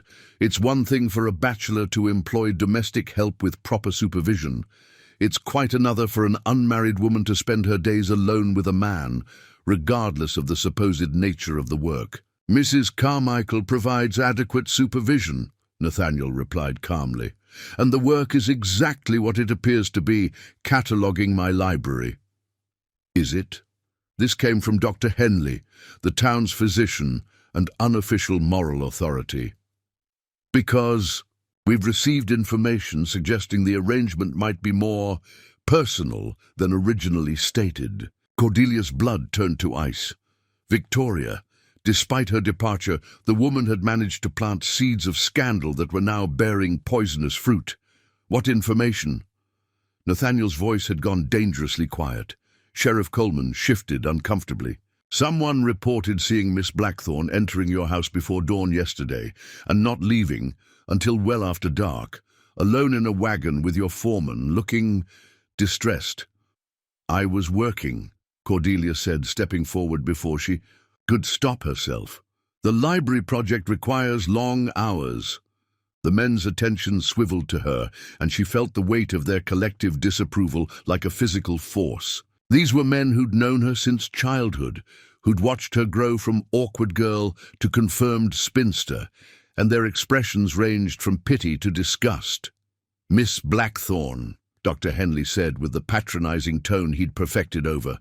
"Decades of treating hysteria in women. Perhaps you don't fully understand how your actions appear to others. A young woman of your circumstances spending unsupervised time with a wealthy bachelor suggests certain expectations." The implication hit her like a slap. They thought she was trying to trap Nathaniel into marriage, using her employment as a means of compromising him into proposing. The cruel irony wasn't lost on her. After a lifetime of being told no man would want her, she was now being accused of scheming to ensnare one. "There are no expectations," she said firmly. "Mr. Steele hired me to organize his books. That's exactly what I've been doing." "Have you?" Henry Fairweather's sneer was worthy of his daughter. "Because from where we sit, it looks like the spinster." found herself alone with the territory's most eligible bachelor, and decided to try her luck. The word spinster landed with deliberate cruelty, designed to remind her of her place in their social hierarchy. But instead of the familiar shame, Cordelia felt something else rising in her chest, anger, pure and clean and liberating. "You're right," she said, her voice carrying clearly across the yard. "I am a spinster, 26 years old, unmarried, considered unmarriageable by everyone in Cedar Ridge, which makes me exactly the kind of woman who has nothing left to lose by speaking the truth." The men exchanged glances, clearly not expecting such directness from someone they'd dismissed as harmless. "The truth is," Cordelia continued, "that Mr. Steele has treated me with more respect in 1 week than this town has shown me in 26 years. The truth is that he hired me because I'm qualified for the work, not because of some romantic scheme. And the truth is that if there were romantic feelings involved, which I'm not saying there are, they would be genuine feelings between two adults, not the desperate machinations you're suggesting." "Miss Blackthorne," Sheriff Coleman said gently, "no one's questioning your character, aren't you?" She looked around at their faces, seeing the judgment they were trying to hide behind concern for propriety. "Because it seems to me you're suggesting that I'm either too calculating to be trusted or too pathetic to be desired. Which is it, gentlemen?" The question hung in the air like a challenge. Nathaniel stepped closer to her, not quite touching, but close enough to make his position clear. "Miss Blackthorne raises an excellent point," he said, his voice carrying the kind of authority that came from controlling vast amounts of land and money. "You've ridden out here to question the morals of a woman whose only crime is working for an honest wage, while ignoring the fact that your concerns are based on gossip and speculation." "Now see here, Steele," Henry Fairweather blustered. "We're not attacking the girl. We're trying to protect the reputation of our community. When rumors start flying that unmarried people are carrying on inappropriately, then perhaps," Nathaniel interrupted, "you should address the source of those rumors rather than persecuting their targets." Sheriff Coleman cleared his throat. "Actually, we tried that. Went to speak with Miss Ashford this morning, but she'd already left town. Checked out of the hotel before dawn, paid her bill in cash, and caught the first stage heading west. So Victoria had struck her final blow and fled, leaving others to deal with the consequences." Cordelia felt a surge of admiration for the woman's tactical precision, even as she despised her methods. They stood in silence long after the dust had settled, watching the riders disappear into the distance. Cordelia felt the weight of unspoken words between them, heavier now that the outside world had forced its way into their private understanding. "I should go home," she said finally, though everything in her rebelled against the idea. "Should you?" Nathaniel's voice was carefully neutral, but she caught the undercurrent of something that might have been desperation. "My father will have heard by now. News travels fast in Cedar Ridge, especially bad news." She wrapped her arms around herself, suddenly cold despite the warm afternoon sun. "He'll be worried, probably angry. This affects his business too. And what will you tell him?" The question forced her to confront what she'd been avoiding since the riders appeared. What was she going to tell Thomas Blackthorne about his daughter's employment, about the kiss that had changed everything, about the impossible choice now laid before her? "I don't know," she admitted. Nathaniel moved closer, his presence both comforting and unsettling. "Cordelia, before you make any decisions, there's something else you need to know. Something I should have told you yesterday." Her stomach clenched. "More secrets?" "One more. The most important one." He ran a hand through his hair, and she could see the war between disclosure and self-protection playing out across his features. "When I hired you, it wasn't just because you were qualified. It wasn't even just because Victoria needed to see me as unavailable." "Then why?" "Because I'd been watching you." The admission came out in a rush. as if he needed to speak before he lost his nerve. For months, every time I came to town, I found myself looking for you. The way you moved through Cedar Ridge like you were invisible, but you weren't invisible to me. The way you held your head up, despite their casual cruelty. The way you treated books in your father's shop like they were sacred things. Cordelia felt her breath catch. You were watching me. I told myself it was idle curiosity. Then I told myself it was sympathy for someone else living on the margins. But the truth is, I was fascinated by you long before I had any practical reason to offer you employment. The revelation reframed everything she thought she understood about their arrangement. Not a desperate spinster seeking employment, but a connection that had existed before either of them acknowledged it. That day at the gas station, she said slowly, when you tipped your hat, I'd been hoping to find an excuse to speak with you for weeks. The library project gave me that excuse, but it was never really about the books. His grey eyes met hers directly. It was about having a reason to spend time with the most interesting woman in the territory. Interesting.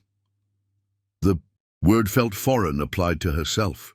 Compelling, intelligent, beautiful in ways that have nothing to do with conventional prettiness. He stepped closer, close enough that she could see the flecks of silver in his eyes. Do you have any idea how rare it is to find someone who thinks for themselves, who reads Byron and understands what he's really saying about human nature? The compliments felt too large for her to accept, too removed from the woman she'd always believed herself to be. But looking at Nathaniel's face, she saw no deception, no calculation, only a sincerity that made her chest tight with emotion. If that's true, she said carefully, then why does it feel like we're standing at the edge of a cliff? Because we are. His hand found hers, fingers intertwining with a naturalness that belied the complexity of their situation. The compromise they're offering, supervised visits, community oversight, it would destroy what we've found together. You'd be watched constantly for signs of impropriety, questioned about every conversation, treated like a potential threat to moral order. And if we refuse the compromise? Then you lose your employment, your father's business suffers from association with scandal, and I lose the only person who's made me want to engage with the world again in 3 years. The stark summary of their options settled between them like a judgment. No matter what they chose, someone would pay a price. There is another option, Nathaniel said quietly. Something in his tone made her look at him sharply. What option? Marriage. The word fell between them like a stone into still water, creating ripples that seemed to expand infinitely. Cordelia felt the world tilt sideways, her carefully maintained equilibrium completely shattered. Marriage, she whispered. It would solve everything, wouldn't it? The propriety concerns, the employment situation, your father's business reputation. Married women are expected to spend time with their husbands without supervision. The practical tone of his proposal felt like a slap after the intimacy of his earlier confessions. This wasn't the romantic declaration she'd never dared dream of. It was a business arrangement dressed up as salvation. And what would you get out of this marriage? She asked, proud of how steady her voice sounded. Companionship, intellectual partnership, freedom from the constant speculation about my bachelor status. He paused, and something shifted in his expression. The chance to build something real with someone I genuinely care about. Care about. She tested the phrase, finding it wanting. Like a favorite book or a well-trained horse? Cordelia. No. She pulled her hand free from his, stepping back to create physical distance that might help her think clearly. Don't make this about caring or companionship or any other safe emotion that won't cost you anything. What do you mean? I mean that you're offering me marriage as a solution to a social problem, not because you can't imagine living without me. I mean that you're being practical when what I need from you is impractical, reckless, real. Nathaniel's face went carefully blank. the mask of control she'd seen him wear in public, sliding back into place. "What exactly are you asking me to say?"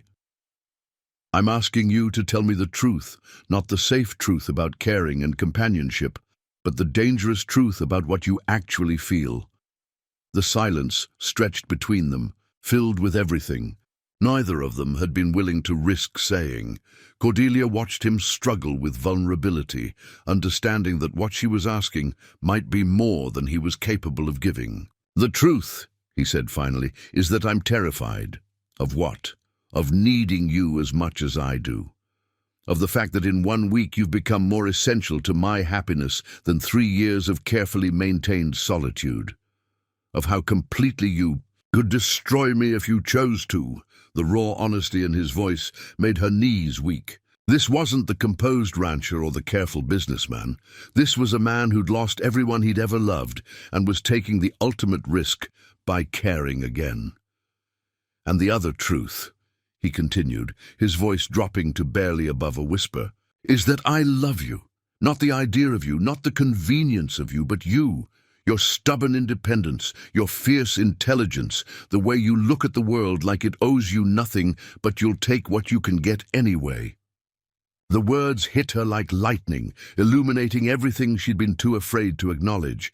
This was what she'd been waiting her entire life to hear, not from just any man, but from this man who saw her clearly and loved her anyway. "Nathaniel," she began, but he held up a hand.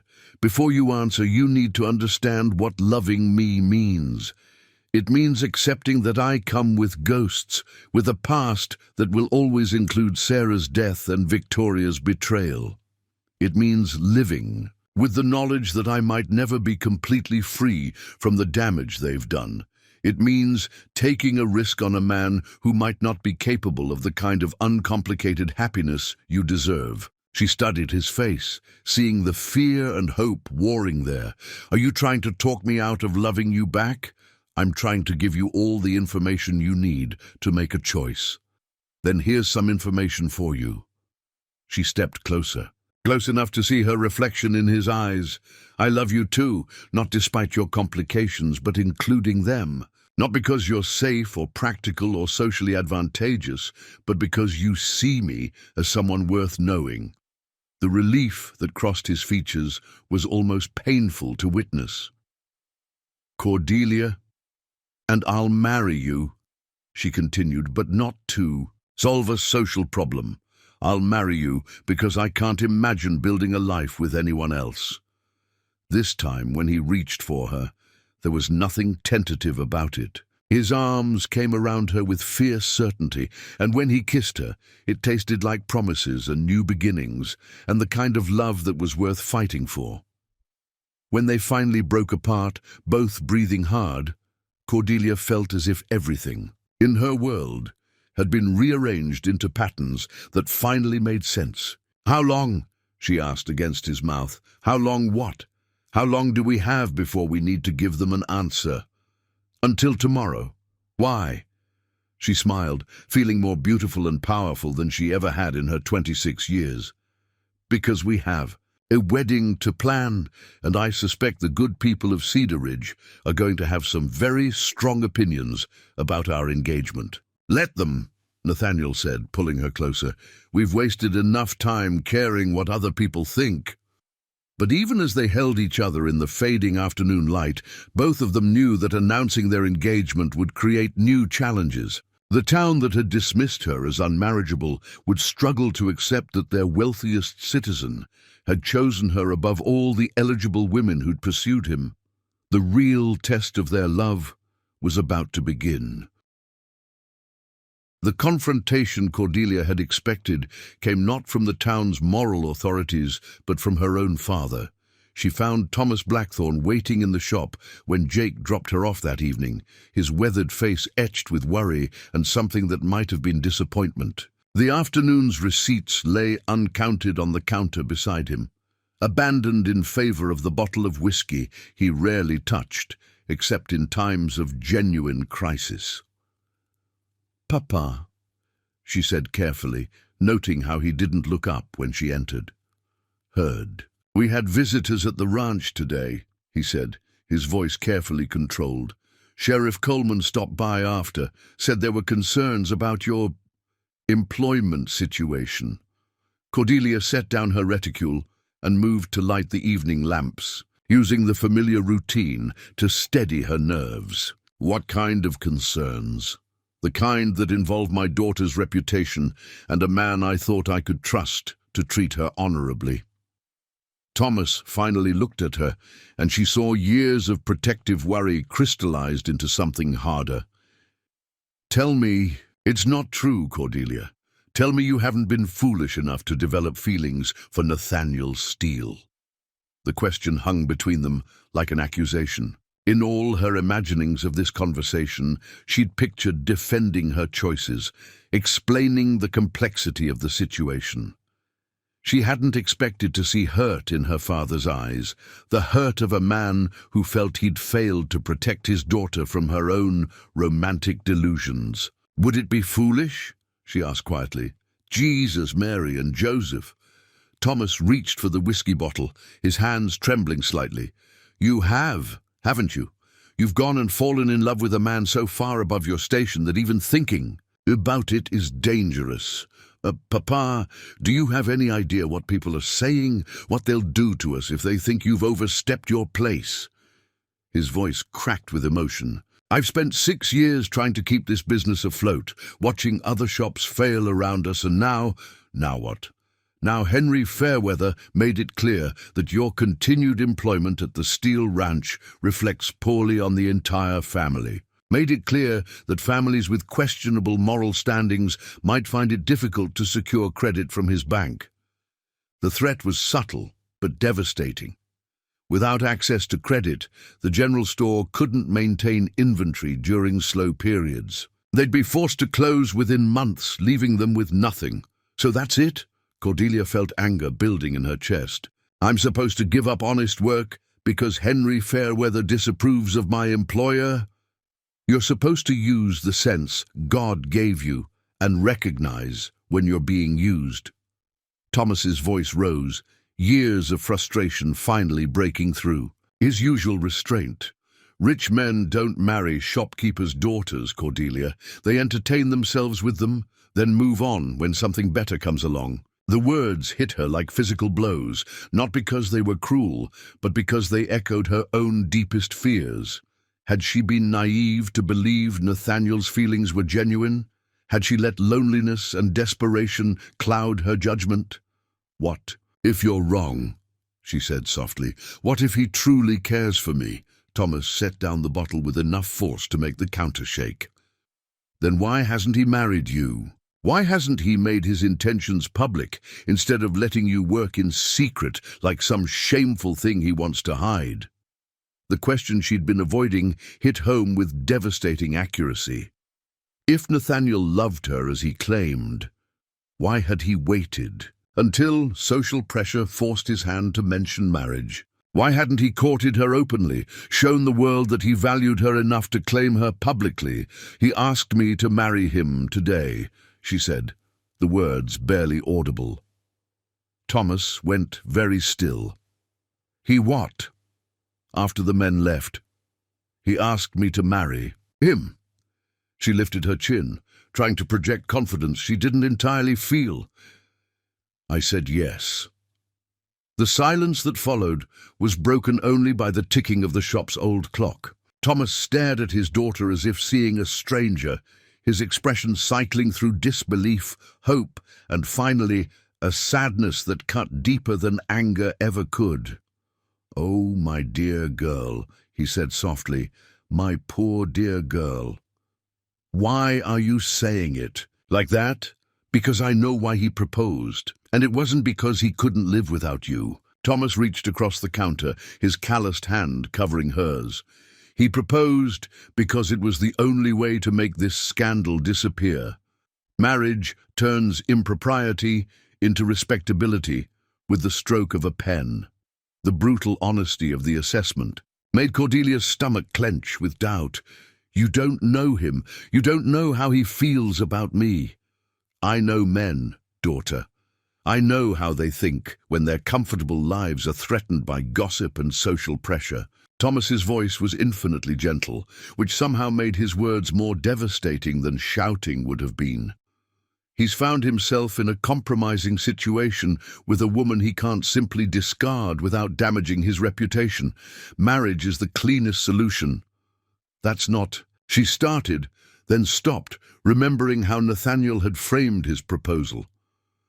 It would solve everything, wouldn't it? Not a declaration of undying love, but a practical solution to a social problem. I'm not saying he doesn't care for you, Thomas continued, reading her uncertainty correctly. I'm sure he does, in his way. But caring and loving are different things, Cordelia. And even loving and marrying are different things when there's such a gulf between your positions in life. She pulled her hand free, pacing to the window to stare out at the darkening street. Cedar Ridge looked smaller somehow, more confining, as if her brief taste of a larger world had changed her perspective permanently. So what would you have me do? She asked without turning around. Reject his proposal and spend the rest of my life wondering what might have been. Accept the Towns. Compromise and submit to being supervised like a wayward child? I'd have you think carefully about what kind of marriage you're accepting, Thomas said quietly. A marriage born of necessity isn't the same as one born of love. You deserve better than to spend your life wondering if your husband would have chosen you if he'd had any other option. The cruel accuracy of the observation made tears prick at her eyes. How could she ever be certain of Nathaniel's motives? How could she build a life on a foundation that might be nothing more than expedient? Problem-solving? But if I refuse him, she said, we lose everything. The store, our home, our place in the community. Maybe. Or maybe we find another way. Maybe we start over somewhere else, where your past doesn't define your future. The suggestion of leaving. Cedar Ridge should have excited her. Escape from years of being the pitied spinster, the chance to become someone new. Instead, it filled her with desolation. Leaving meant giving up not just the library work she'd grown to love, but any chance of discovering whether her connection with Nathaniel was real or imagined. I can't, she whispered. Can't leave, or can't give him up. Both. Neither. I don't know. She turned from the window, wiping away tears she didn't want her father to see. Papa, what if this is my only chance? What if no one else will ever see me the way he does? Value me the way he claims to? Thomas stood slowly, moving to gather. His daughter in his arms, the way he had when she was small, and the world seemed too large and frightening. Oh, my dear heart, if a man only values you because no one else is looking, then he doesn't value you at all. They held each other in the growing darkness, both understanding that whatever decision she made would change everything between them. If she married Nathaniel, she'd move into a world where her father would be the shopkeeper, their relationship forever altered by the gulf in their social positions. If she didn't, they'd face an uncertain future together, but as equals in their struggle. I have until tomorrow to give them an answer, she said against his shoulder. Then sleep on it, pray on it. But whatever you decide, make sure you're choosing what you want, not just what you think you deserve. As they closed the shop together, moving through the evening routines that had anchored her life for 6 years, Cordelia felt the weight of tomorrow's decision pressing down on her like a physical force. She'd spent the afternoon believing that love was enough to overcome any obstacle. Now, in the harsh light of practical reality, she wondered if love could survive when it was built on such unequal ground. The question that would keep her awake all night was whether Nathaniel Steele had truly chosen her above all others, or whether she'd simply been the only choice available when circumstances forced his hand.